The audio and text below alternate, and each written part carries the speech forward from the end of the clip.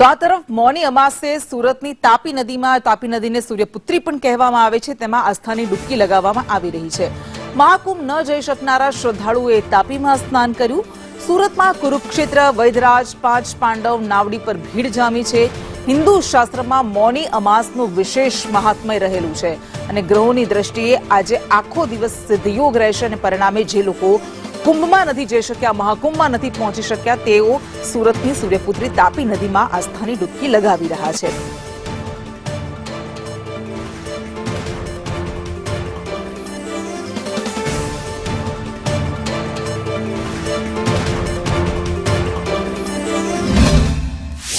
એક તરફ મહાકુંભના અંદર તમે જોઈ રહ્યા છો કે કરોડો લોકો ડૂબકી લગાવવા માટે ત્યાં પહોંચી ગયા છે। જે લોકો નથી પહોંચી શક્યા આજે મૌની અમાસ હોવાના કારણોસર સૂર્યપુત્રી તાપી નદીના અંદર ડૂબકી લગાવતા નજરે આવી રહ્યા છે।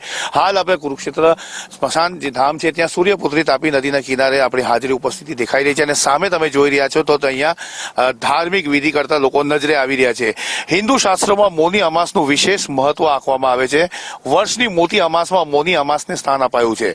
આ દરમિયાન હાલમાં પ્રયાગરાજ ચાલી રહેલા મહાકુંભના મૌની અમાસને અમૃત સ્નાન માટે લાખો ભક્તોની ભીડ ઉમટશે। બીજી બાજુ મહાકુંભ જઈ શક્યા ના હોય એવા શ્રદ્ધાળુઓ તાપી સહિતના દક્ષિણ ગુજરાતના લોકમાતા નદીઓમાં આસ્થાની ડૂબકી લગાવતા નજરે આવી રહ્યા છે। સુરત સહિત દક્ષિણ ગુજરાતની લોકમાતા નદીઓમાં ભક્તો સ્નાન કરતા છે। સુરતમાં કુરુક્ષેત્ર વૈદરાજ પાંચ પાંડવ નાવડી ઓવર પર સારી વ્યવસ્થા હોય અને સ્નાન અને પૂજા માટે ભક્તોની ચહેલપહેલ દેખાઈ રહી છે।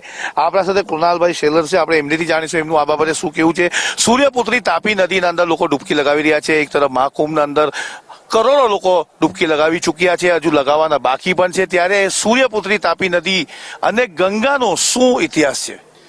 આપણા શાસ્ત્રોમાં એવું કહેવાય છે કે તાપી તાપી મહાતાપી, તાપી પાપ નિવારણી, અષાઢ જન્મ સપ્તમી સૂર્યપુત્રી તાપી માતા।